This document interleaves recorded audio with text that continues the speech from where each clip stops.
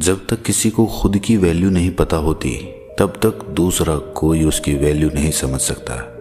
दो प्रकार के इंसान दुनिया में पाए जाते हैं। एक तो वो जिन्हें अपने काम पर पूरा भरोसा होता है, जो खुद पर विश्वास करते हैं और ये समझते हैं कि जो हुनर उनके अंदर है वो कोई सामान्य हुनर नहीं है। और दूसरे वो लोग जो अपने आप को बहुत मामूली समझते हैं, जो अपने काम को, अपने प्रोफेशन को बहुत ही सामान्य समझते हैं। इस प्रकार के लोगों को हमेशा यही लगता है कि उनके अंदर कोई खास बात नहीं है, और यकीन मानिए इन लोगों का आंकड़ा बहुत ज़्यादा है। इसी प्रकार का मोहन नाम का एक इंसान एक छोटी सी दुकान पर काम किया करता था। उसे हमेशा यही लगता कि वो बहुत मामूली काम कर रहा है, वो सबसे घटिया काम कर रहा है और उसे ये काम छोड़ देना चाहिए। लेकिन पारिवारिक जिम्मेदारियां होने की वजह से वो उस काम को छोड़ नहीं पा रहा था। खाली समय में कभी वो विचार करता कि मैं खुद की एक दुकान खोल दूंगा, और कभी कोई दूसरा काम करने की सोचता ताकि लोगों के बीच उसकी इज्जत बने, लोग कहें कि मोहन बहुत अच्छा काम कर रहा है। वास्तविकता में जब भी कोई रिश्तेदार उससे पूछता कि वो क्या काम करता है तो वो अपने काम को छुपाने की भी कोशिश करता। वो हमेशा यही सोचा करता कि किसी दुकान पर काम करना कितना तुच्छ काम है, कितना छोटा काम है। इससे अच्छा तो आदमी खाली बैठ जाए। कोई अगर पूछे भी तो कह तो दें कि कुछ काम की तलाश कर रहा हूँ, अभी तो कुछ काम मिला नहीं है। लेकिन ऐसे तुच्छ काम के बारे में दूसरों को बताना क्या सही रहेगा? वो मेरे बारे में क्या सोचेंगे कि ये कितना छोटा काम कर रहा है? क्या उनके बीच मेरी इज्जत, मेरी वैल्यू बनी रह पाएगी? ऐसे विचार मन में बार बार आने की वजह से वो अक्सर तनाव में भी रहने लगा था। दुकान पर काम करने के उसे बहुत ही कम पैसे मिलते थे। इससे वो अपने बीवी बच्चों की ज़रूरतें भी पूरी नहीं कर पाता था। इसीलिए रातों में उसे नींद भी नहीं आती थी। वो अपने आप को फालतू समझता था, वो दुनिया पे खुद को बोझ समझता था। वो कभी कभी आत्महत्या करने के भी विचार करता।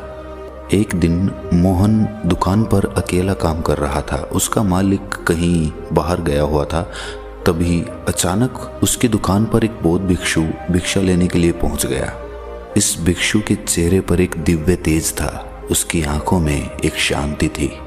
मोहन ने इस बौद्ध भिक्षु को भिक्षा देते हुए एक सवाल पूछा।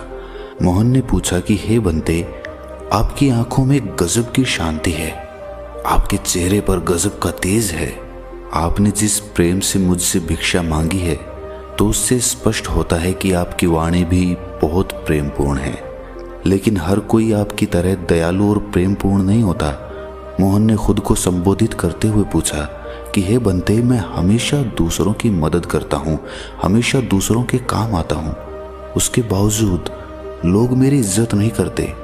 इज्जत करना तो दूर की बात रही, मेरी कोई कद्र भी नहीं करता, मुझे कोई पूछता तक नहीं है। और मुझे ये लगता है कि मैं एक दुकान पर एक बहुत ही तुच्छ काम कर रहा हूँ, जिसकी वजह से लोग मेरी कभी भी इज्जत नहीं करेंगे। हालांकि मैं कभी किसी का बुरा नहीं चाहता, मैं हमेशा दूसरों की मदद करना चाहता हूँ। तो इसके बदले कम से कम दूसरे लोगों को मुझसे ठीक से पेश तो आना चाहिए। मैं दूसरों के बीच और अपने परिवार के बीच में भी अपनी वैल्यू किस प्रकार बढ़ा सकता हूँ? मुझे कुछ तरीके और उपाय बताएं जिससे मैं भी अपना स्वाभिमान भरा जीवन जी सकूं। बौद्ध भिक्षु ने मुस्कुराते हुए जवाब दिया कि बंते, जब तक तुम खुद की कद्र करना नहीं सीखोगे तब तक दूसरा कोई तुम्हारी कद्र नहीं करेगा। जब तक तुम ही अपने काम को तुच्छ और छोटा समझते रहोगे तो दूसरे लोगों को क्या पड़ी है कि वो तुम्हें महान समझें, तुम्हारे काम को ऊंचा समझें। भिक्षु ने अपनी बात आगे बढ़ाते हुए कहा कि ऐसा नहीं है कि हमें हर घर से भिक्षा मिल जाती हो, लेकिन जो कुछ भी हमें मिलता है उसके लिए हमारे मन में एक धन्यवाद का भाव होता है। इससे हम खुद को प्रेम करना सीख पाते हैं। जब तक हम अपने आप को और अपनी किस्मत को कोसते रहेंगे तब तक हम अपने आप से कभी प्रेम नहीं कर पाएंगे।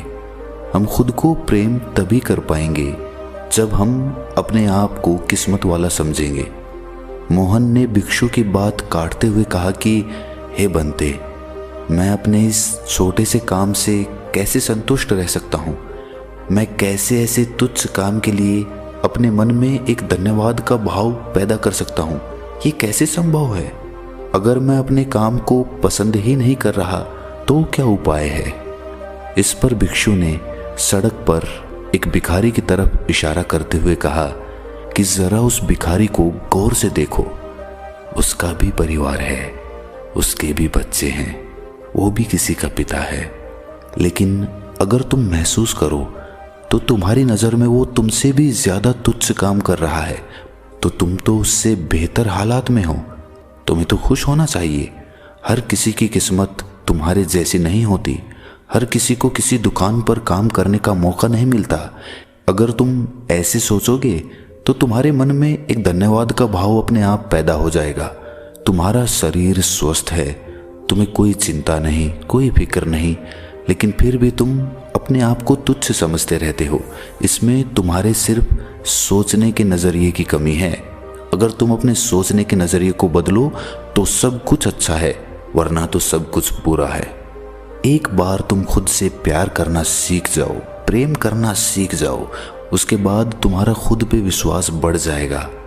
और खुद पर विश्वास बढ़ने के बाद सबसे पहला बदलाव जो हमारे अंतर मन के अंदर आता है वो आता है कि हमारी संकल्प शक्ति बहुत मजबूत हो जाती है।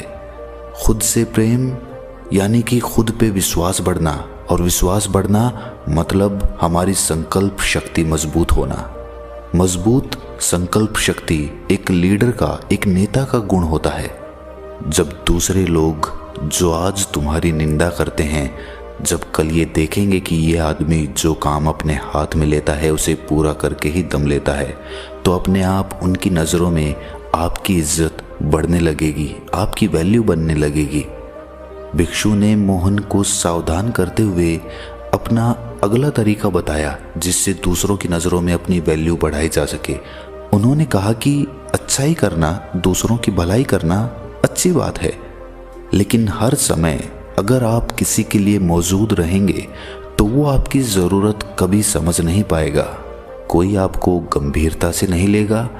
सब तुम्हारा फ़ायदा उठाकर तुमसे अपना काम निकलवाने के लिए योजनाएं बनाते रहेंगे, जिससे बाद में तुम्हें दुख होगा, तुम्हारे मन को तकलीफ होगी। इसीलिए पहले से ही सचेत हो जाओ। हर किसी के लिए हर समय उपलब्ध मत रहो। जो हमारे करीबी हैं, हमारे अपने हैं, उनके लिए हमेशा मौजूद रहो, लेकिन दूसरों को अपनी ज़रूरत महसूस कराओ। जब भी वो कोई काम करे उन्हें आपकी कमी महसूस होनी चाहिए, और जब ऐसा होने लगे तब समझ लेना दूसरों के सामने तुम्हारी इज्जत, तुम्हारी वैल्यू बढ़ने लगी है।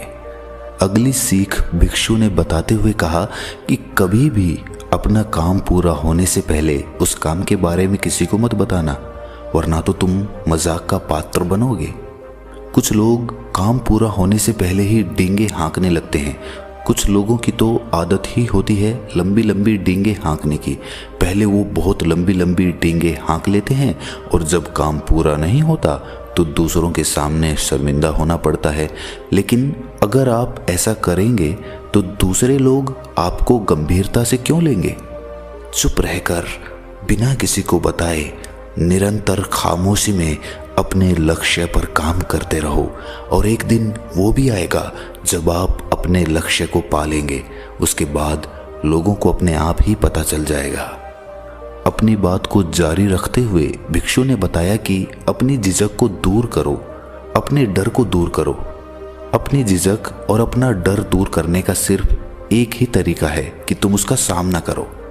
अगर अनजान लोगों से बात करने में हिचकिचाहट होती है तो उनसे ज़बरदस्ती बात करने का अभिनय करो, और अभिनय करते करते एक दिन वो भी आएगा जब आपको किसी से कोई झिझक नहीं रहेगी। आप किसी भी अनजान आदमी से बेधड़क बात कर पाओगे।